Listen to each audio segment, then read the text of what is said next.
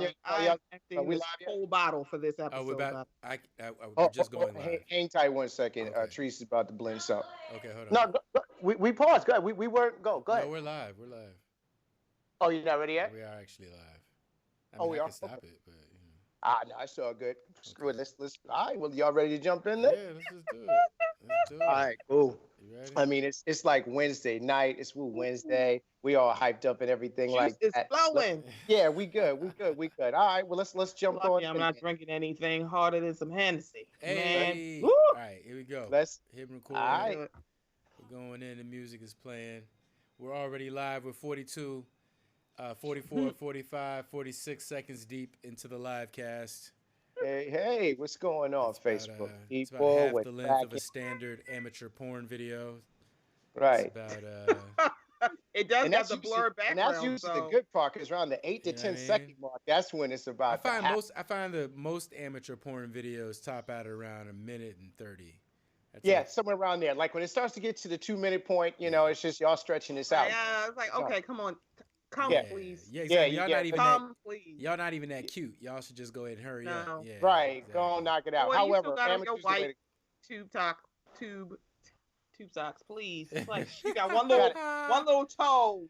That's It's a like, fact. sir, you got to keep come your on. you got to keep your Timberlands or Jordans on when you're getting it popping. That's like, That's what happens on the you gotta have Pornhub. traction. You gotta have some level of traction. You gotta grip. Lord have Anyway, mercy. what's going on, people, on this wonderful Lord have Wednesday? mercy. What's happening, man? What's happened to the people on Facebook Live and all of that? What's going on, you two? Let's see. We're on episode 87 of We Come From Bad News podcast. We've got my brother Nyaze Vincent. Of course, I am Al, and we have on the show.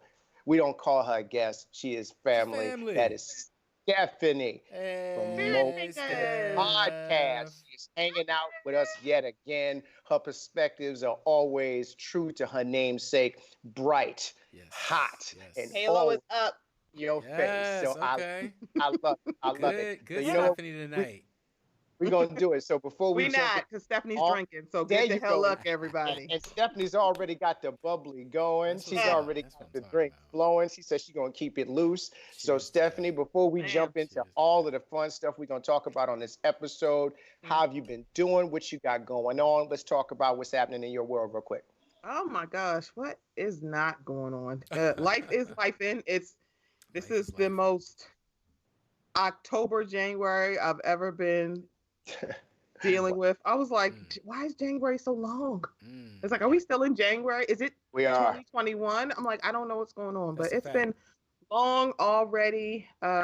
Just keep me in your thoughts and prayers. That's all I That's say. right. It's been Absolutely. It's been January for a year already, I think. Already. Man. Yeah, that's a January fact. is like the state of Texas of the months. You know, it's just Yeah. a big, long, big state. It Yes. is, but I think it's just like that. It's just like it's a way of kind of merging into the year. So it's a long ass month, but we're going to be all right, though. So, Stephanie, we're going to give you good energy and you're going to reciprocate, and we're about to jump right on in. Let's go. Yes. Episode Woo! 87. Let's start with our trending topics right now. We call our trending topics the bottom line. The bottom line represents the people who reside at the bottom of Hampton Roads. Their perspectives, their opinions, their whole way of life is authentic, and we're going to be in the same vein as we cover our trending topics. Let's get it. The notorious B.I.G. Biggie, Brooklyn's own, gets inducted into the Rock and Roll Hall of Fame. However, Amazing. LL Cool J and Chaka Khan are still not in the Hall. Stephanie, we're going to go ahead on and let you kick this off. We got Biggie that's going in the Hall of Fame. However, LL and Chaka are still on the sidelines in terms of the HOF. How you feel about that? So I would be like, ooh, if Whitney wasn't going, because I am just like, I think I'm going to cry when they do her her portion, because I'm like, if Deborah Jamaica Cox is not up there singing those songs, I'm gonna be like, nope, y'all wrong. You better have Deborah better just clear her calendar and just be there, because I need her to be there. But I was surprised. I really was surprised by who they said, because I'm sitting here like, until you said LL wasn't there. I was like, wait, he's not there? Right. Yeah, I really thought he was. Yes. I was like, yes. I did too. I actually thought he was too, but I was just like, wow, how is that? Now, again, don't get me wrong. I love Biggie. I think he Yeah. definitely deserves to be there. He's made an impact on the culture. I do not call him the GOAT because that belongs to LL. You cannot. I mean, you I kind cannot- of agree. We had a whole episode on why LL is one of the most underrated godfathers of hip hop ever, and I agree. I still stand by that wholeheartedly. I agree. I just also recognize that nobody else outside of me and Al is even close to understanding the level that he should be at. I just so I accept when people look at me like I'm crazy. And I'm like, but LL though, like exactly that LL is the blueprint. LL is the top. He is the GOAT. I love Biggie Smalls. I love everything that he did, but you cannot call a man the GOAT that it had only 2 albums and one a double over a man that had a catalog and still continues to have a catalog, who showed you how to get money commercially, who was Drake way before Drake even thought about being Drake, who basically put everything you see in motion in terms of a hip hop superstar was LL Cool J. He will always be the GOAT. And I love Biggie for going into the Rock and Roll Hall of Fame. I think it's well deserved. But the fact that LL Cool J, and we're not even going to get into Shaka Khan, they're not in there, says that y'all definitely need to figure it out. I'm not going to slam them. Hopefully at some point in time, they'll go ahead and get it done. But currently, it's a bittersweet situation for me. Love Biggie. Congratulations to him and his family. But the fact that LL is not in there and Biggie got in there, I do feel a little bit some type of way. But the thing is, remember though, is that the Rock and Roll Hall of Fame, like every other award-giving institution, is takes money. People pay to be a part of these things, so it's not even like it's an honor in the sense that they're just honoring you.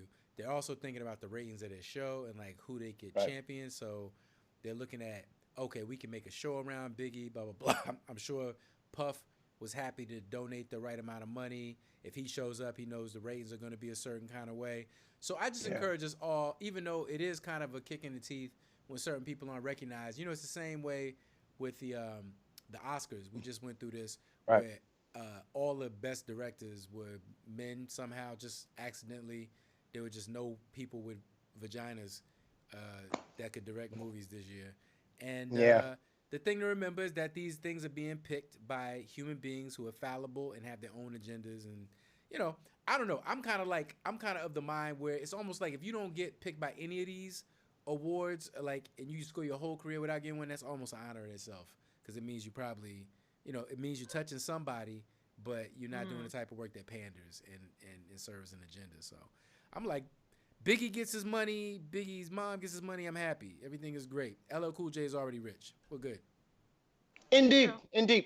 We can leave that there. That's the bottom line on that. I'm good to go with that. All right. This one is interesting. Watchmen will not be returning for another season. I'm sad. Basically, the creator leaves. So if anybody has not seen it, it ended on a cliffhanger. And anybody who was watching it, you were sitting around waiting to see if your pool hanger, to see if she was going to get the powers from the eggs. And if you haven't seen it, damn it, you should have watched it. So I was just sitting like on pin, like, okay, is she gonna get it? Is it gonna happen? Yes. And now we will never have the answer to that question in the TV form that we see it. How do we feel about that? Stephanie, I am not were you happy. a fan? Stephanie, were you a fan of the show? Did you watch? So here's the tea for Stephanie.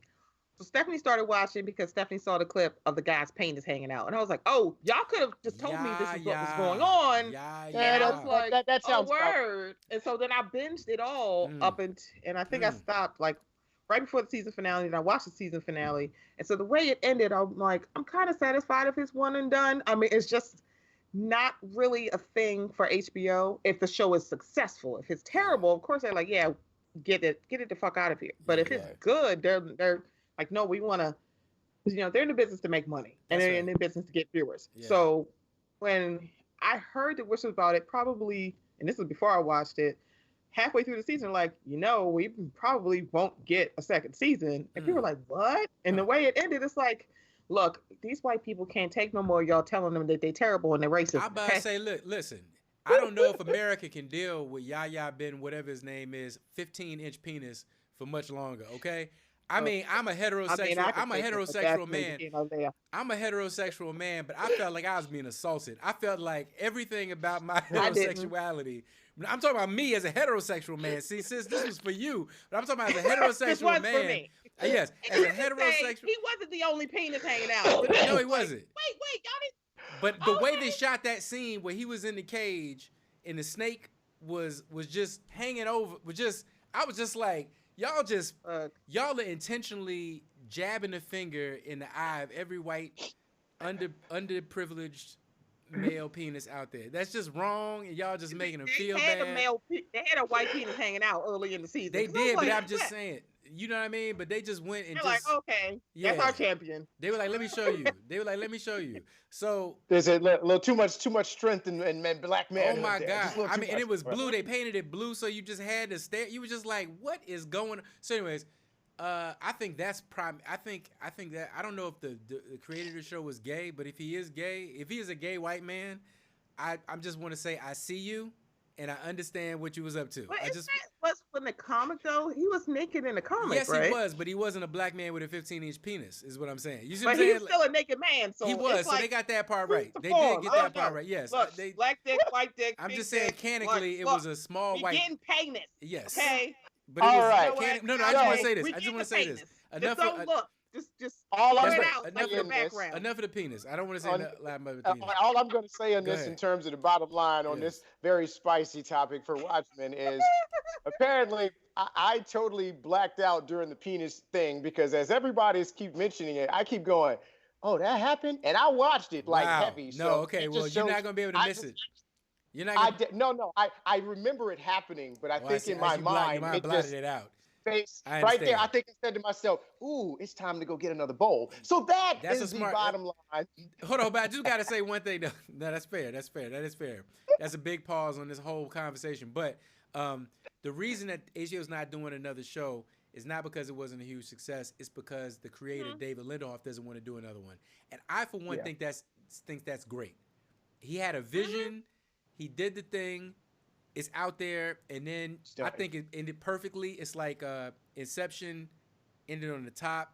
It's like The Sopranos ending on the dude coming into the restaurant. It's perfect. I know she got the powers in my heart. I don't need to see it. It's better if I don't see it, because then what the fuck she gonna do with him? Nothing she do. Nothing that if a black woman get omnipotence, nothing that they can show me will live up to what I think the world should be when a black woman gets omnipotence. There's nothing you can tell me. That's all I'm saying. Pretty much. I think it has to also probably the way that Game of Thrones ended. Because remember, it was like good.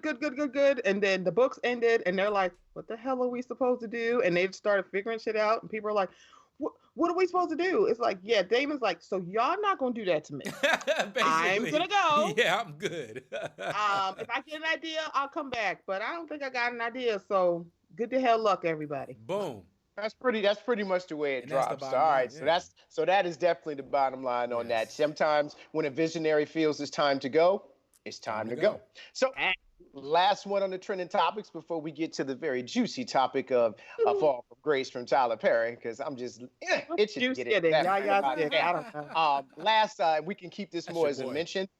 Bad Boys, which coincidentally, Diddy, and it has a lot to do with in terms of the music and everything about it, and it happens to be released around the same time as Biggie's induction into the Hall of Fame. It's not like any of these things connect. But anyway, the Bad Boys 3 movie basically showed you that Martin Lawrence and Will Smith are still the kings of the box office, even into their more advanced and seasoned age. They hit 100 million opening weekend. Bad Boys indeed. Yay. That's impressive. He's going to make sure. He's going to neuralize y'all from that Pigeon movie, okay? He's like, what Pigeon movie? I saw the Pigeon movie with my kids, and they loved it, okay? It didn't make me cry. It didn't pass I have a very strict test when it comes to kids' movie. If I don't cry at least 3 times in the movie as an adult man, it's not a good movie for families. It's a good kid movie, but it's not a good family movie. And I watched the Pigeon movie, and it didn't make me cry not once. I didn't feel a single thing the whole time, but my kids liked it, so hey, whatever. Money well spent.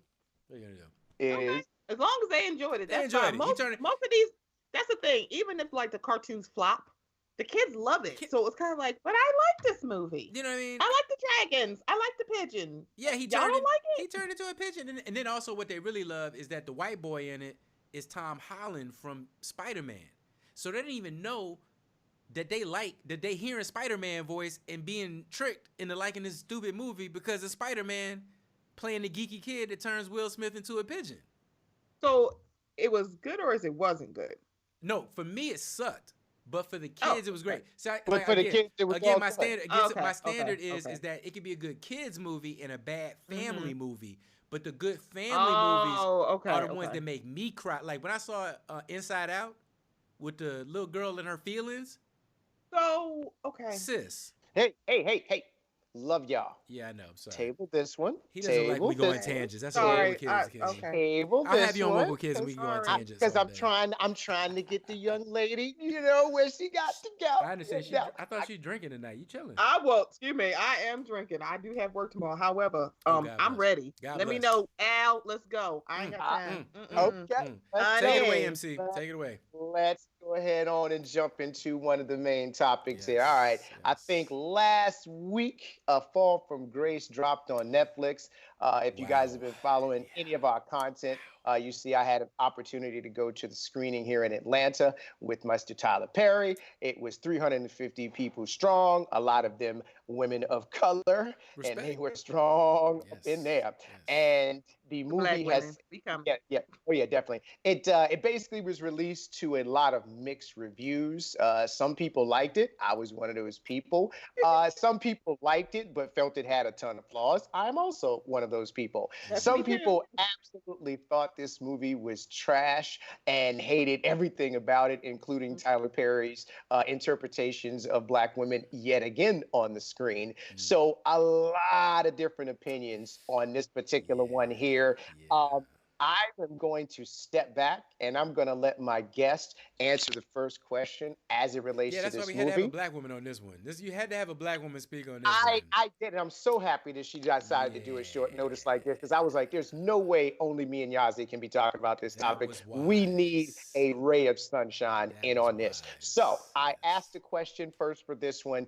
Did you like it? Did you dislike it? What is your initial thoughts on A Fall from Grace, Tyler Perry? Let's get it. So, short answer is yes, I did like it. Okay. Because I am not going to do this thing where I'm going to get, this is so shady. I am not going to get Ryan Coogler from him. So I know what I'm walking into. However, I would think after, over a dozen movies, a lot of them wide release, I would think that Mr. Perry, I was going to use his government name. I was that shady on my show. I won't do it here. That's not his government name? Tyler Perry is not his government name? No. I didn't know that. Me either. I was today years old when I found that out. I need to know. Perry is his last name. Who? Emmett is his first. Emmett Gary? Emmett Perry. Emmett Perry. Emmett Perry. Okay. There's a part of this movie that when I was doing a review, so shout out to my girl Cook from Highly Inappropriate. I had to say, now Emmett, we don't do this. Yes, I see why he changed that. I see why he changed that up. Yeah. Yeah. Emmett. I don't know what. That's stronger ring. Everybody knows Spike Lee's first name is not Spike, so. Fair enough. I get it. Fair enough. So, but Tyler, is that even one of his names though? Is that his middle name or is we just picked? It might be his middle name. Okay. No, his first name says Emmett. I was like, interesting. I mean, I feel like Tyler is a fine. I think Tyler's a fine first name, but so is Emmett. Is a fine first name. He is, but he's over 50. Yeah. He's a country Black man. Are there any Black Tylers? Are there a lot of Black Tylers? I'm like the choice, the name Tyler. Only other Tyler I know is the creator. And I love Fair that enough. Tyler the creator. Fair enough. Okay, so at least there's one of them. On that, you know any Black Tylers? Yeah, one of my cousins is named Tyler, but he's also under 21. So there's that. Fair enough. I just feel like that's a name that's new to. I don't feel like I grew up with no Tylers. A little bit. He's in his 50s, so okay, interesting. No, out of 5, I gave it a 2.5. Wow. It's not the worst movie I've ever seen, so I will say that. However, the reason why it's not higher for me than 2.5 is way too many plot holes and way too many of. Oh my God, are you fucking kidding me with this? Yes. Yes. That's fair. Yes. That's absolutely fair. I felt like the whole movie was one long oh my God, what the fuck? Are you kidding me? I mean, like, I mean, personally, I mean, and I will say that it was not the worst movie I'd ever seen. Thank you. It's not. That's what I'm saying. It's like the vitriol online. It's like, this is the worst movie he's ever made. I'm like, okay, I'm going to have to disagree. I will even. The thing is, okay, here's the thing, though, is that I think what this hinges on, and not to cut you off, Al, you was about to. No, you got it. It's your take. I think the whole thing hinges on the fact that black people are not yet used to black mediocrity. We don't know how to deal with black mediocrity. We only understand black excellence as a language. That is fair. So we do know black mediocrity when it's black women. But when it's black men, we don't. Because I saw this weird thing where like, don't speak on that. Speak Tyler, but y'all eviscerated Lena, Ava, Shonda, Issa. Insecure was a fight every goddamn week on Twitter. Every goddamn week, y'all eviscerated her. Y'all eviscerated Shonda for the same thing that y'all praising Tyler for the Oval. I'm like, that's fair. I know you fucking lying. It's like, I'm sorry. That's true. I watched Scandal. Like, y'all beat Lena up. It's like, y'all will call a thing when it's a black woman doing it, but when it's a black man, it becomes like, oh no, don't critique them. But right. Because then it's like, oh no, we can't critique Tyler because he got Oprah's ear. Wait a minute, time out. You mean the same Oprah that y'all didn't fucking like 2 weeks ago because 50 said something? Yeah. That Oprah. Right. I'm sorry. Are you talking about Oprah? You know what?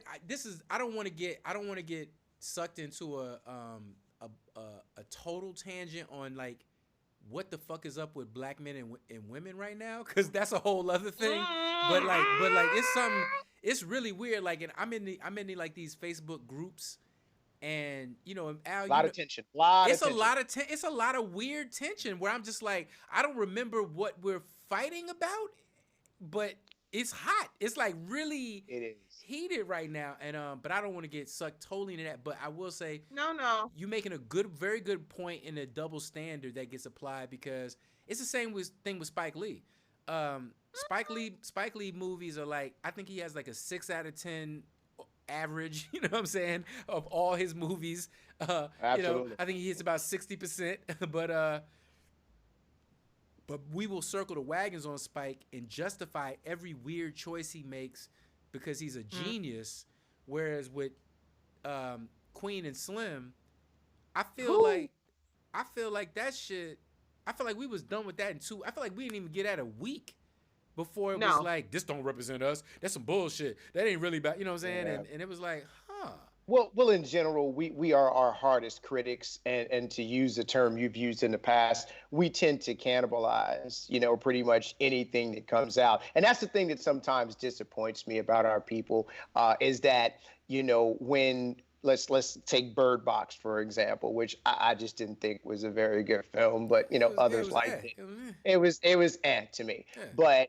And people talked about it, and people had their opinions about it, but it didn't receive the type of vitriol that like a Tyler or a Queen and Slim got, or whatever terms of that. And it's like, y'all don't go in like that, but it's like, y'all just watch the fuck out of Bird Box. Like black people watch the fuck out of Bird Box. You watched it, you talked about it, but with Tyler, but it's like, as Stephanie said, when we put out something or whatever, I mean, if it's not Black Panther, we are just going in, you know, and it's also not to make it too hot to take, but if you rewatch Black Panther, it's just okay as well.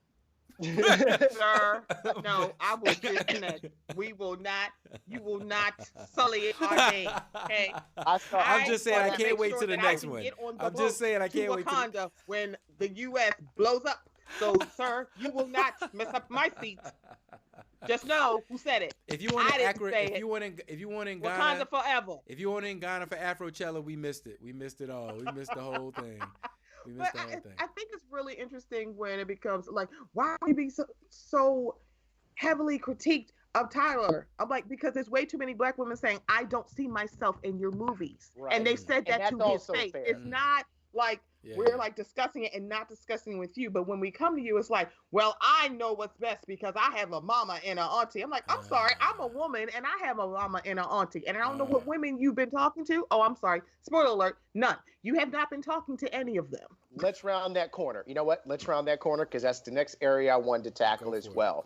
And I do agree that there's an interesting thing going on with Tyler. It's like, let's be honest, his core audience is Black women in terms of that. Yeah. But at the same time, you don't have any of these sisters in that writing room with you to really have their voice represented. And I just find that, and from what I'm seeing, the energy that he continues to put out, and almost is this a fact, by the way? Like, we know there's no women in the writers' room. I'm just saying. Oh, he don't even have a goddamn writers' room at all.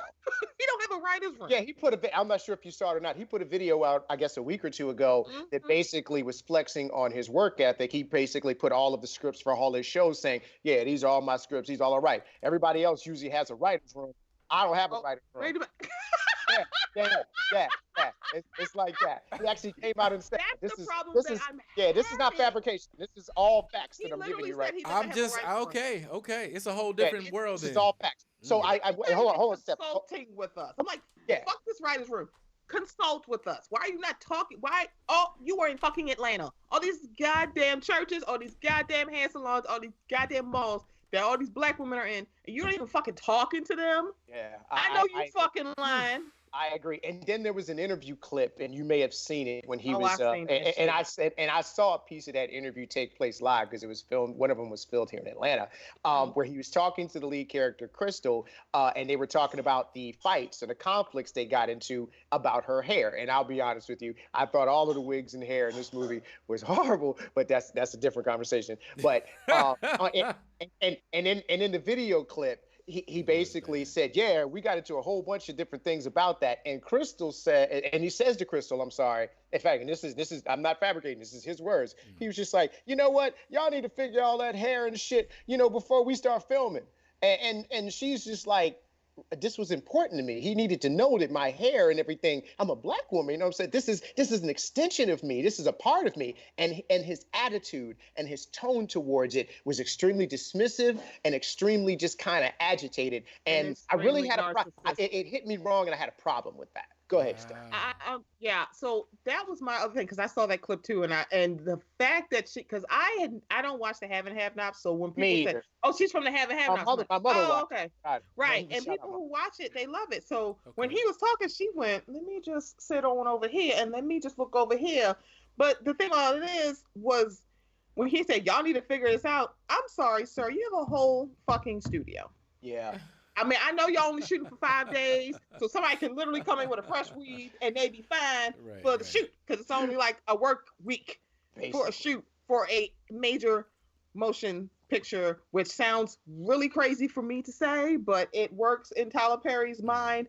And I think the problem that I really do have, because one, Black people aren't a monolith. So there are women that he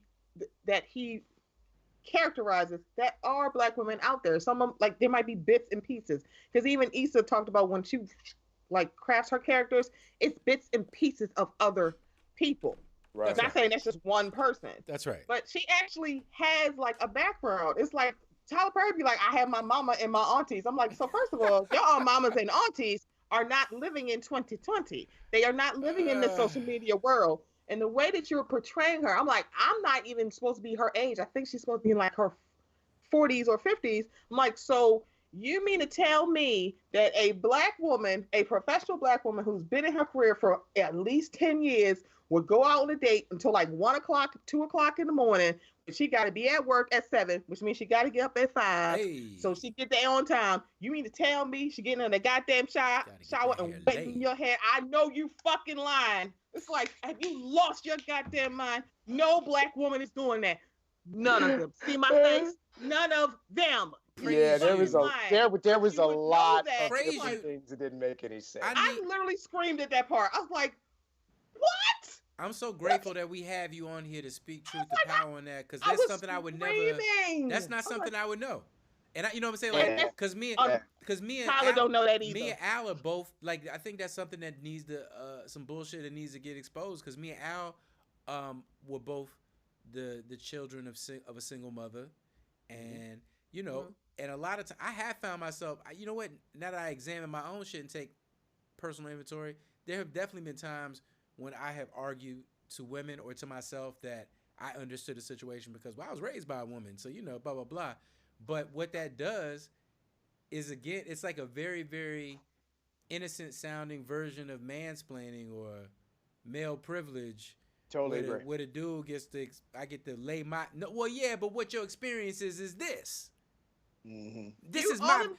All them hair salons, you could have just walked in there and go, "Hi, I'm Tyler Perry. I'm researching a character for my film. Can I talk to y'all for a minute?" Do you know how many people would do that for free because you Tyler Perry? He would have still fucked that up, though. No, what Tyler Perry has to mature to and evolve to, and I think this is why we hold him to such a high standard, because he's simultaneously so successful in one area, which I think is business.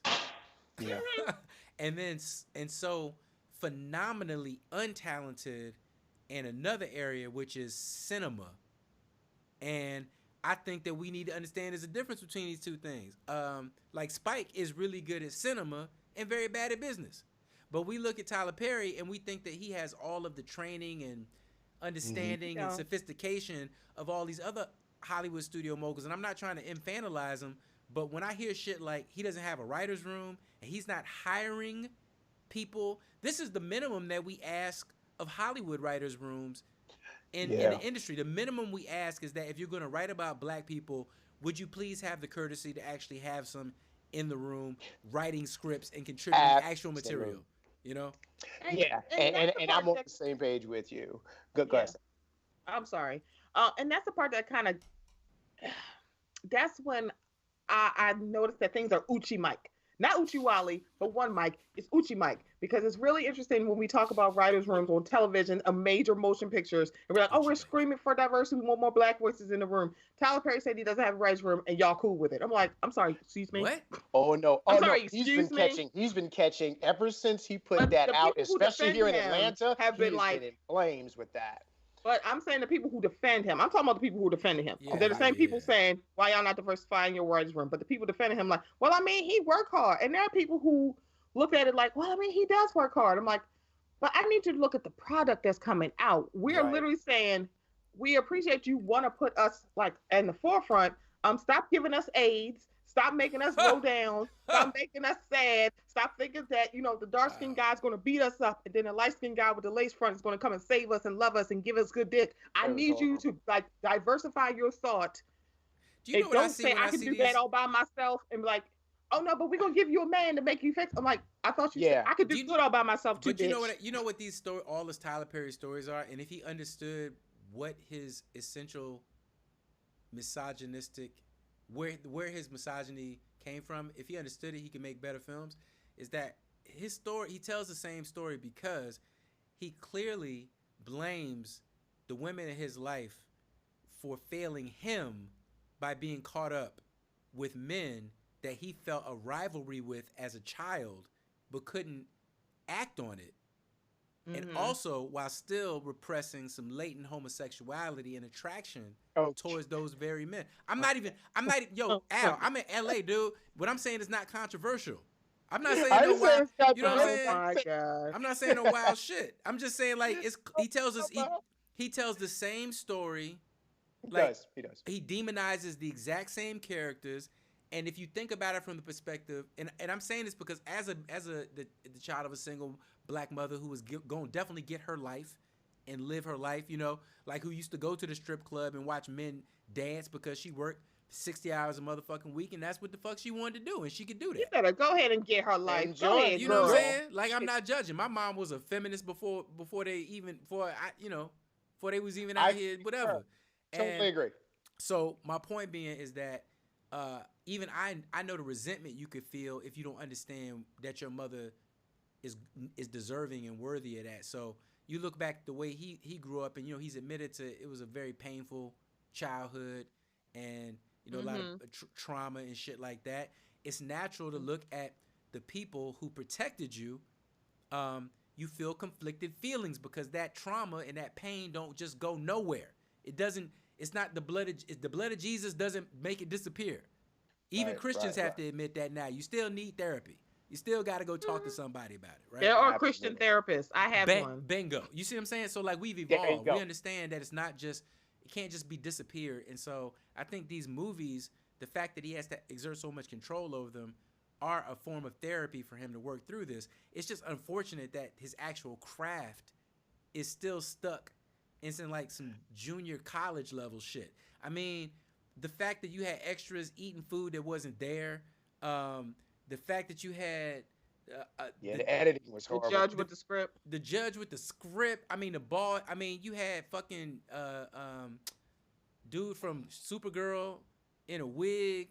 I don't know why. You know what I'm saying? The big. He never explained those wigs either. I'm like, why are they in wigs? I don't get it. But just to jump in here real quick is when I agree 100% with the editing was terrible in a lot of ways. But I think the things, and actually you made some real valid points there, Nyaze.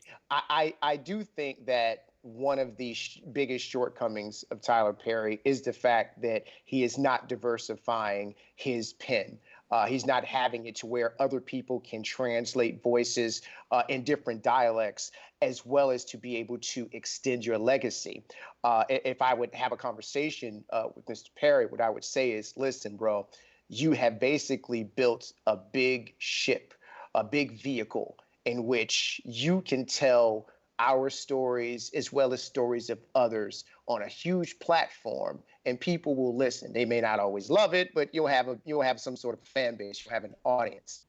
Yeah. If you're going to take that responsibility, if you're going to sit back and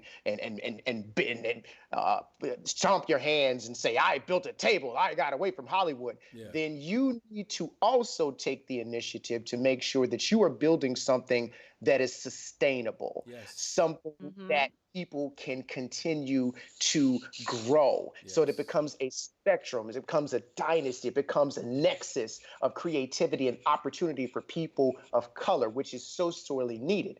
My biggest issue with him is, for whatever reason, maybe some of the points that you and Stephanie brought up, is that he will not relinquish that control. He takes pride in saying that, I know these characters and they need to come through my voice. And I really think that that is going to erode everything that he's doing. So I really hope going forward that he realizes, it's like, look, bro, and I'm saying, you're very talented. You obviously know what you're doing. From the minimalist aspects in terms of his movies, I get it. He comes from theater, so he's used to putting a chair over here and a curtain over there, and then the actors more so bringing forth life and such like that. But Tyler, these are not theater plays anymore. You cannot just put minimalist furniture in there, a bad wig, and slap some really good actors into the film and hope that it all gels. Now, I do think that this was not a bad movie. I thought it was a great premise. The premise of it was really sharp. Point. It would have made a great Blumhouse film. It would have made a great horror film. I think it was meant to be a horror film, in fact, but it just couldn't make up its mind whether it wanted to be a suspenseful Lifetime thriller or a Blumhouse horror film. And it kind of shifted tones. That's what I'm saying. Like, you hire the right team, and then you have, all these great movies, I hate to say it, but most of these great movies do come from a system of people who sit around and checks and balances and go like, hey, that's a little tone deaf. I don't think that's saying what you think it's saying, or blah, blah, blah. And it's a process. It's a process. Yeah. And I hope he opens up. I hope he opens up too. I really do. That being said, I think he's fine. I mean, I think he'll be fine either way business wise, because he has a studio and he'll just keep renting it out to people who can make superior content, and he'll make these things as this sort of like, his business isn't riding on his films anymore, is what I'm saying. And that's correct. He's got a big vehicle in which he can do some things with. And I guess the other, just to tie it up in terms of that, what I would tell Tyler is have a conversation with Jordan Peele. Do that. Have a conversation with him. He has a writer's room. In fact, give that man a building and a budget and leave him alone. There you go. You know Go ahead and get with Jordan Peele in some capacity. 100%. Have a conversation with him. Download his process, and I promise you, you will take things to the next level. But again, I have a massive amount of respect for the man. I have walked that campus. It is magnificent. It's historic. Mr. Perry's still a big fan. I only critique what I love. Exactly. Got mad love for you. It was not the worst movie in the world. If you have not seen it yet, it's worth the look. It's good. I mean, look. I would say, look. In terms of comparison, I've watched a lot of Nigerian films. If you compare it to the genre of just 4 black people movies, it's fine. It's good. It's a good film. It's it's good. But like if you compare it to every movie out there that ever existed, come on. I mean, we can just we can just do I think that's the problem that he doesn't realize. When he gets critique, and I said this on social media earlier this week, it's not the premise. It's always the execution. Boom. It's never the premise. Because you look at the premise, it's actually a very interesting premise. He has a lot of good ideas, but you need help to flush them out. Because you have 2 hours to do character development, and we didn't get that. Because, people keep asking him questions about his writer's room. So he had a writer's room before, and he got rid of it. Why was that woman so weak? Why was she so susceptible? Why they made it seem like any random she wasn't even old. Any random dick coming her way, she'd have been just like this. I'm like, what was it about him? I'm like, what was he doing that was so special except getting wine in a diner? I'm like, I'm sorry, what did he do? Exactly. He waited for 6 months and went to church. He got fake fireflies. I'm like, I'm sorry, what did he do? I'm like, he has a camera. I'm like, okay. Like no one I have a nighttime. And you can't say it was, you can't say he put it on her because that didn't happen till like down the road. So I was like, I'm all about the sex scene, but I was like, something feels off. Probably because Tyler's like, this ain't my thing. And so, but I feel like it's a movie and they're supposed to have sex. So yes. Have at it. I was like, look, girl, you better ride it. That's all I was like, yes, sis, you better get up and ride it. Is Tyler married? Is Tyler Perry married? He has I don't know if he's married to a woman. I know they have a kid. Notice he don't talk about his kid anymore, which I'm all for. I'm like, baby, hide your kid. Fair enough. Yeah, for real. Absolutely. Hide your whole child because people are crazy. People are mean. All right. I'm just saying he is a recorded heterosexual is all I'm just establishing. As far as I know. I can't call it. I don't know. Listen. Unless anyone confused me for a homophobic hotep, my aim is exactly the opposite. I want all of the closeted gay people to just come out and be as loud because I just want I want I think it's the only way in our community that we will ever come to terms with this reality is just to know that there's so many more gay people in our community than we are willing to even acknowledge is what I'm saying. Well, when your straight brothers stop harming them, then I would get on that with you. But until then, it's like you do whatever you need to stay safe. That is absolutely fair. We're going to tie that one in a bow. And so I think that Stephanie gave it a 2.5, and I agree, Stephanie. Stephanie gave it a 2.5, I guess, out of 5. Yaze, where you at out of 5? Strong D+. Okay. Super strong. Is that a number? Like D++. Like 55%. So is that a 2 out of 55%? Well, we'll say that that's around the same. 2.2. 2.5. I'm gonna go a half a point more than Stephanie and go 3 out of 5. It could definitely been more if there weren't some plot holes. She said 3 out of 5. So some unrealistic situations like you beat the hell out of a man with a bat for quite a while, eyes wide open. And then he just comes around the corner like, I'm not dead, haha. So anyway. I give it a 3 out of 5. So check it out if you have not. We're going to move forward. Damn, that's some Marvel movies, bro. 3 out of 5. Jesus. No. At least 4.5. Yeah, I don't know. So you slander Black Panther one more time. I'm going to make sure that they don't give you no ticket to Wakanda. I'm like, Come on, man. Y'all just got to admit, the cliff scene was a little corny. We're just a little corny. Come on, a little corny. Sir, okay, never mind. Never mind. We gonna pretend. Okay, it's good. It's fine. You want to go. You want to stay here. We want to go to Wakanda. I don't want no problems. I'm going to Wakanda. I don't want no Negroes ain't even go to Ghana for Afrochella talking right? about they going to Wakanda. I can't wait Well, to see it. I'm trying to be rolling up to people like When this. Like, Ludacris yeah, plays for my that's it. That's it. All right. That's when me. That's me. Ludacris paid for my ticket, I will go. Oh, Yeah, my I'm trying. goodness. I'm trying to definitely He jump in. got All dual right, citizenship, okay? I'm like, ooh, he about that life. let's go ahead on and tie this last one up here. Right. I talked about this one a little bit on Facebook earlier this week. Actually, I think a couple of days ago. Dr. Martin Luther King's holiday was celebrated and out there. And of course, you usually see like a litany of messages. Usually it's the same quotes, about peace, love, and all that kind of good stuff. And that's all good. I got no problem with that. But this week, I every time that holiday comes up, I always get a little irritated because I always feel as though his legacy in many ways, in terms of how it's being translated to the current generation, is a bit not only watered down, but I feel as though that they are really taking the true edge out of it in terms of the true sacrifice that this man made in order to accomplish some of the things he and others were able to accomplish. And shout out to one of my Facebook followers, Heather Colson. She's a teacher, and she said something to the effect of, Martin Luther King he didn't die. I think that they put in history books, so they said, yeah, he died and he was a great man. He had a dream. No, he was executed by people who decided that the American way of life would be better off if people of color were in some separate but equal or a Jim Crow type situation. And it's like they don't want to talk about that. And when I say they, I mean the general society. We all want to focus on that magnificent speech that happened in Washington, D.C. And it was absolutely great. He spoke it. But it's funny that they never quote the other speeches where he talks more about people of color building a financial base. Oh, where's that? Why don't you put that video out? And so I guess what I'm saying here, and I'll let y'all kind of jump in, is that America, I'm not going to let you sit back and marginalize Dr. King's sacrifice. I'm not going to sit back and let you soundbite his legacy into what you feel is comfortable for you. Yes, he was a great man. He was a hero. But 50, 60 plus years ago, he was labeled a criminal. You threw him in jail simply for asking for a fair shake, for asking for humanity, for begging to have the same way of life in which everybody else had. And so I will not let you forget this hypocrisy.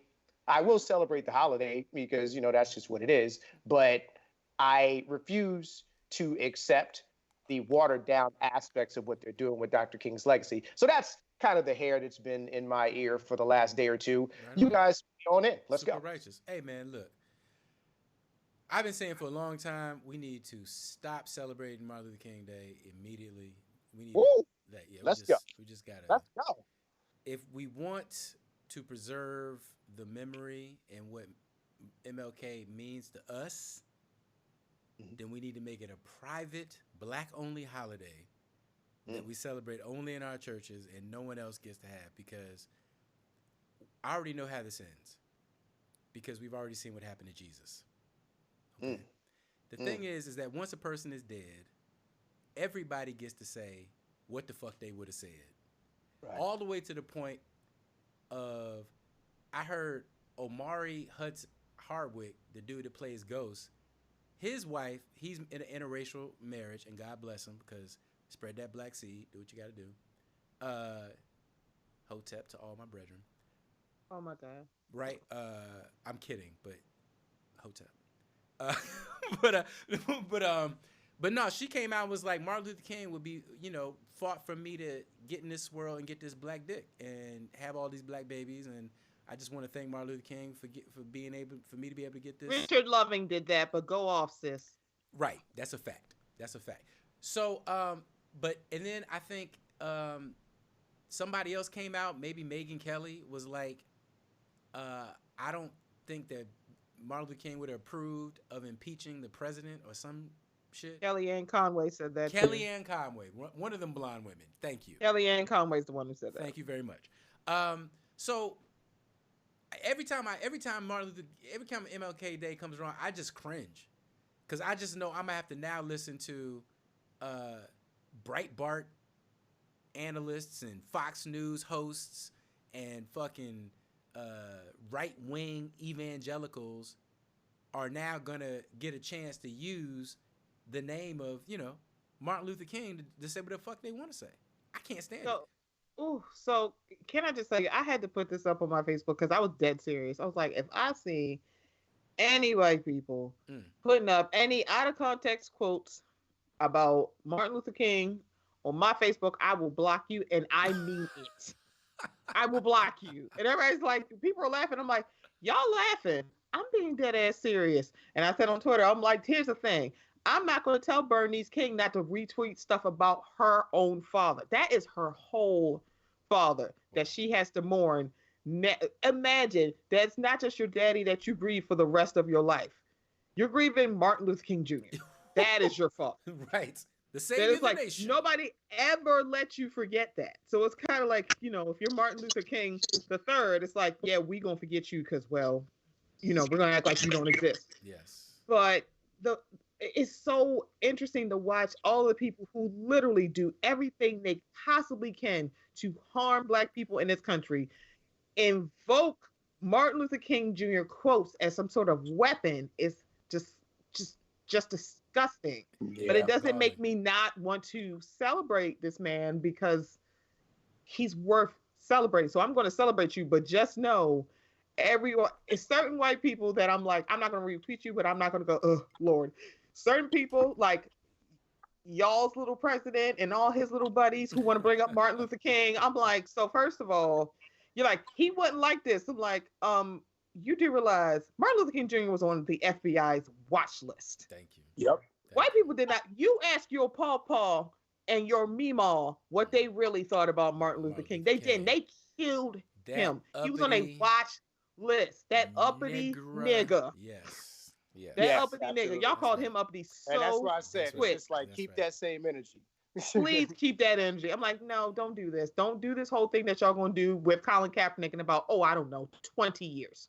Yep. You can see it. Y'all gonna act like everybody loved it. I'm like, see, y'all gonna do the same thing that y'all did with Muhammad Ali. Yeah. Because y'all didn't like his uppity nigga ass either when he said, I'm not gonna go fight no Viet Cong because they ain't do nothing to me, so I'm not gonna go fight in that war. And y'all took everything from him, and now y'all like, oh my God, he was the greatest and we all loved him. No, the fuck y'all didn't. I know you lying. Yes. That's what I'm saying. And I'm joking when I say I want to cancel MLK Day, but it's that thing that we're talking about where America co-ops every symbol of rebellion. It's why for a while I went through a phase where I was like, I don't give a fuck about marching, because Al, you were perfect and now your face is half cut off. But sorry. Trying to see you, yo. Because it switched to my phone. I'm sorry. Your phone actually has a better camera, to be honest, but that's fine. Okay. Yeah, I got a 10. Go ahead. Yeah, that's for neither end of that. Yeah, it sounds it's much better camera than you got. But like, like I had this thing against marching for a minute when Black Lives Matter was going, because I felt like it just felt like the Matrix, in that they would lure us out to the streets. And then they would come out with gas and they'd gas us, and then we would react the way the fuck we was going to react. And then they lock us all up and press charges, and then people would have a record. And I'm like, I don't see how this helps anything. Like, it's not even like the 60s when MLK was the last resistance that actually mattered, because white people were genuinely horrified because they had never seen this shit before. But now I feel like we're so used to seeing crowds of people get the shit beat out of them that I don't even know if it even matters. So I don't know. Like, I'm not saying that we shouldn't honor these heroes and Che Guevara and, whoever, Malcolm X and all these people you want. But they were also people. MLK was also fucking around on his wife. We know that. If you got to believe, you know what I'm saying? If you're going to accept some of it, you got to accept it all. Like, you have to accept it. They're human beings. They're human beings. It has nothing to do with it. It's like, I'm like, oh, well, he cheated. I'm like, he's a man. He has a penis. He's a human I'm sorry. being. Am I supposed to be surprised? Yeah. All these people. Sorry. All these He's people. not infallible. All these people. Yeah. Noah was drunk. So I mean, like, exactly. So I'm just like, I'm about demythologizing these people, and I think part of that is, I don't know. I wish there was a day that was about the concept of resistance or struggle rather than just about MLK, because I feel like making it about the man and about the individual is always the way that they can co-opt that shit and then say, well, he would have said this, or there's these 2 paragraphs of something he said that kind of support what we believe today, and that's what we're going to use, and fuck all the rest, because that's exactly how they use the Bible. Whereas if it's about an idea and we can all agree on what the idea is, then they can't take that away from us. And that's what I'm saying. MLK has got to stand for something bigger than just MLK. When I think about what MLK would think and do, I tend to believe the people who actually knew him. So when Bernice said something, and when Coretta said, "Don't you trust Jefferson Beauregard?" I believe her. So people who actually know him, I think they would know best. Facts. The man so was alive in our lifetime. Yes, facts. It's right. It's like he would be a certain age right now. Yeah. And when we think about like civil rights in our country, I just like to always point this out. Ruby Bridges is still very much alive. Damn. She is not as old as you think. She's not 95 years old. I think she's in her 70s. Marinate on that one. Facts. It's like Ruby Bridges is very much alive. I think she's actually younger than 70. Living history. History. Yeah. This shit They're is like, oh my God, even so long ago. Ruby Bridges is still alive. Yeah. She's still alive. It's a lot of people that are still alive that were a part of those movements. And they'll tell you some things. Even the corrupt ones, like Al Sharpton and stuff like that. He was around though. He's still very much alive. And can tell you something. I take exception to that word. That word. There's no such thing as corruption. That's a word invented by Americans to define their enemies. I just had this conversation with Sean online the other day. Show me any example of somebody calling a friend corrupt. Nobody. Oh, sorry. Just saying. Okay. Corruption doesn't. Al Sharpton, anything Al Sharpton has ever done for the black people, you think about what white people have done to preserve white supremacy. Everything. Every fucking thing. Okay? But it's fine if they do it to preserve their status quo. But if Al Sharpton should so much as utter the word Jewish, he's a fucking anti-Semite. But don't get me started. Hotep to everybody. Yeah, indeed. No, that's fair. We're gonna shut it on down, Hotep. We're gonna leave it at there in terms of that. Because I said, oh yeah, he about to get What's it. Funny is he's like, rev it up. It's about to go. It's about, but you know what though? I was feeling everything he was saying though. All right, so it's 12:03. We have now dipped into Thursday morning. We have already started our morning with a bang. I think we've given these people some great content. Stephanie, if you could tell the people where they can find you, we'll go ahead and let you go your way. All right. Well, thank you so much for having me, guys. You can find the Mocha Minutes Podcast on all the places you catch podcasts: Apple, Spotify, iHeart, TuneIn, Castbox, Luminary, every place basically except SoundCloud. Everywhere except SoundCloud. I think, yeah, literally, like probably my first 2 episodes are there. Like literally, like 1 and 2. Yeah, I always listen to you on Apple. Yeah, so that's where you can also social media: Facebook, Instagram, Twitter at Mocha Minutes. Cool. You can find me there. Yay! All right. Nyaze, tell the people where they can find you, what's happening with Woke and everything real quick. I think we're doing it bi-weekly now, so maybe we'll do an episode this weekend. That would be super cool. Yeah, that's pretty much it right now. I'm working really hard, raising kids, making music, doing the damn thing. You know what I mean? Them babies. Yeah, man. Hell yeah.